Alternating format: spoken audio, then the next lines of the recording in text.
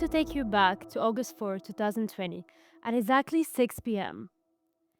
I was storming out of the shower, running everywhere to get ready, doing my makeup and my hair at the same time, balancing on heels, trying to zip up my dress from behind. It was very chaotic. I checked the time and it was 6:03 p.m. I directly grabbed my phone and called my mom because I was mad. Why wasn't she here already to pick me up? I had a party to go to. I ended the call and threw my phone on the bed. It was exactly 6:05 p.m. And then the ground shook. Silence. It felt like my entire building had tilted to one side and was about to fall off. The windows were rattling. My mug crashed onto the floors. My books fell off the shelves. And at this point, I thought, is this an earthquake? So I ran to the living room, just very disturbed and trying to figure out what was happening, wanting to see from the big windows. At exactly 6:07 p.m., I truly understood what war meant. The force and the sound of the explosion tore through the air. It sounded so loud it was heard in Cyprus. A blast so powerful it became one of the strongest explosions in history, second only to Hiroshima and Nagasaki. It happened 10 minutes away from my house. I heard sounds that I never wanted to hear again. Metal twisting, buildings crumblings, people screaming and sirens wailing. The force knocked me down. I just lay there on the ground for a moment and I couldn't move. And this movie cliche thing happened. My life did flash before my eyes. My mom, who was supposed to be driving, my dad, who had taken out my dog for a walk, my neighbors, my grandma, my family, everyone, even the security guard in front of my building. The only thing that I could think of was that they're all dead. So I just stayed there for a moment, grabbed my phone, and called my mom. I didn't know if she was going to pick up. I didn't know if I was going to hear her voice, which she did. By sheer luck, my parents have run into each other and decided to have a random conversation in the underground parking lot. And that decision saved their lives. I remember opening the door and just collapsing into my mother's arm, completely sobbing. And then I looked over at my dad, who was already sitting on the couch, casually cracking open a beer, flipping through TV channels to find the news. And I just stood there and I was like, excuse me? There had just been an explosion not even 5 minutes ago, and he was already sitting on the couch. I was ready to bring my clothes and my bag and to pack up everything, and I was screaming, I want out, I want to leave. And my dad just looked at me and said, Enya shubeke, which translates into Enya, what's wrong? And he was asking me, what's wrong? So I was furious at the situation, of course, but I was more furious at him because how could he ask me what's wrong? And it just clicked. And I realized they're so traumatized, they don't even realize it. It's so normal for them.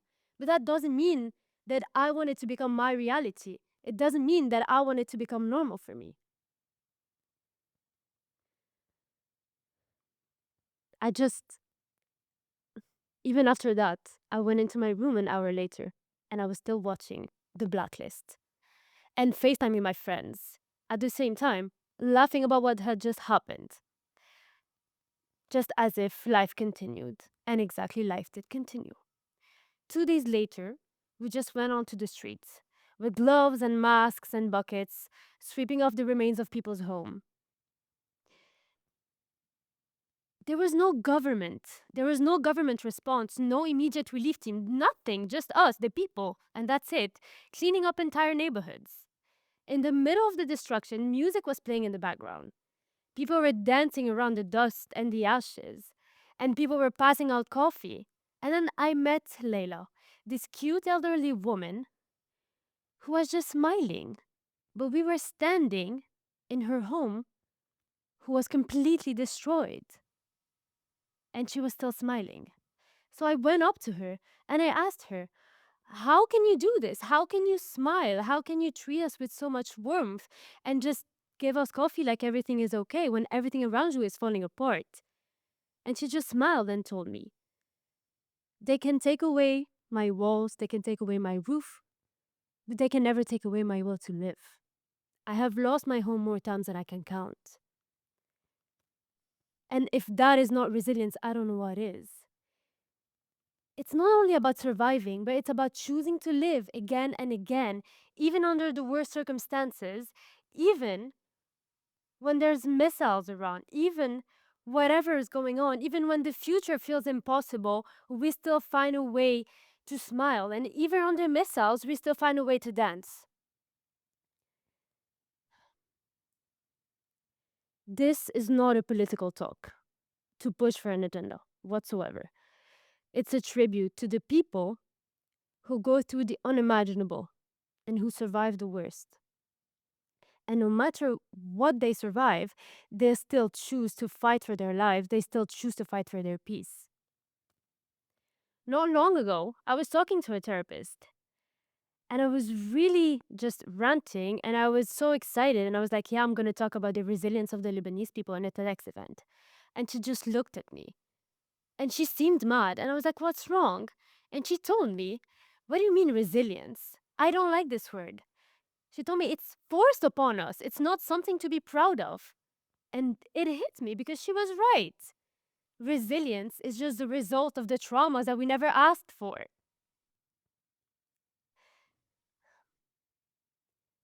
Even though it is praised as a strength, we just we don't know how to live other than being in a constant state of under threat. It's just we don't know how to live peacefully.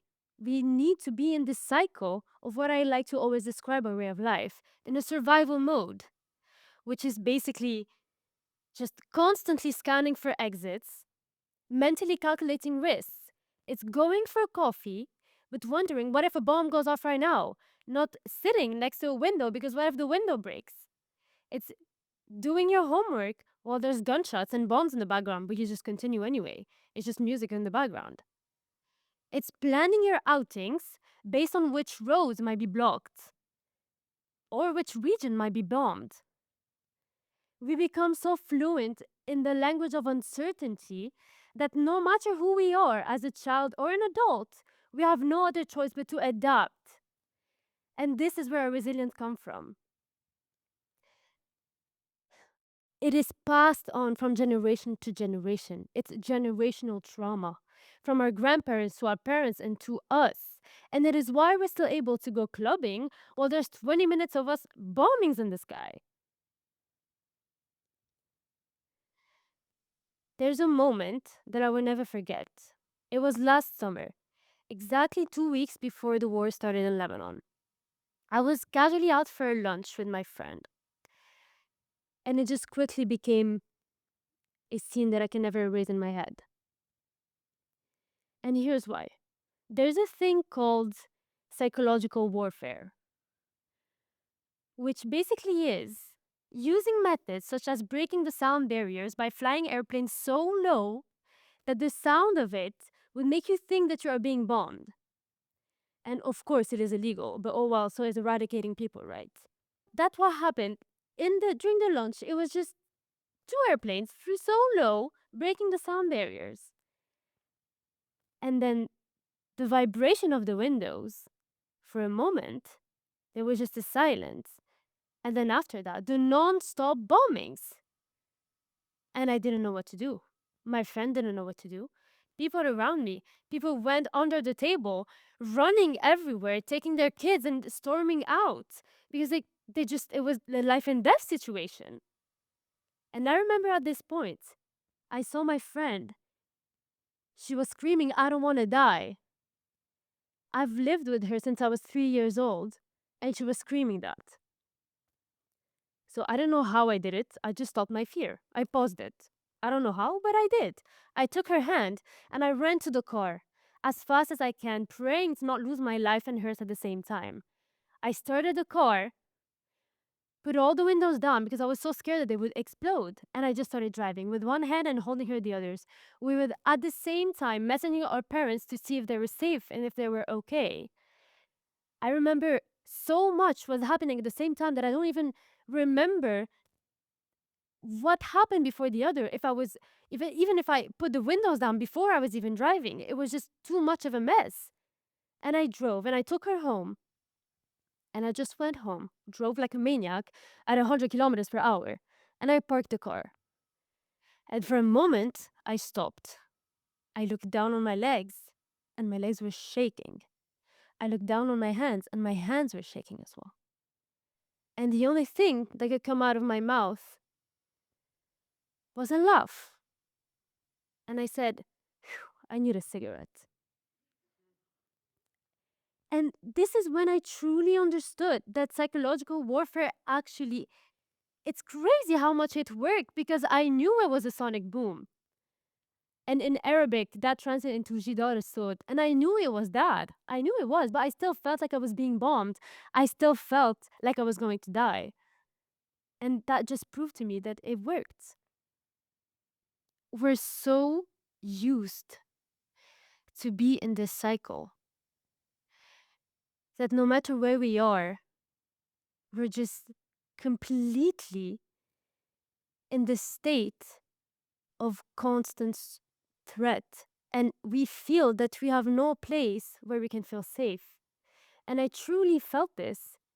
The psychological cost that is rarely talked about, because when we look in the news, what do we see? We see graphic imagery. And that's it. There is obviously scientific evidence about the psychological consequences of war, but that's not the first thing that we think of when we think about war, right? We don't see that the psychological cost of it, how it leaves a mark, a forever mark, and change the psyche of the people. And I'm talking about the war after the war. And I truly felt this when I became an expat. I left home when I was 16, basically. Not because I wanted to, but because I had to. The explosion of the port, the economic collapse, the political freefall, it all became too much. So I just had to leave, but Lebanon never really left me. And I was 16 at that point. And then I came to Rotterdam to study. And the war started to become unbearable. And I was expected to continue my life at the same rhythm as everyone else in university, regardless of the fact that I was in a constant stress and a constant state of just anxiety and distress, because you're just there in your fear. You're just fearing to lose your family, you're fearing to lose your friends, you're fearing to lose your home, your country, and it's out of your control. You have nothing else you can do. You just need to continue living your life. And resilience is always praised as a strength. But now I understand the resentment of the therapist for this word, because it's forced upon us. It's not, we never chose this. We just need to adapt. No matter who we are, we just need to adapt.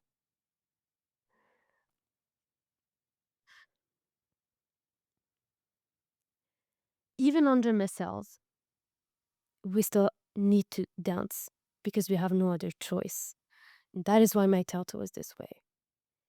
Because it's not that we ignore the war, it's because we refuse to be defined by it.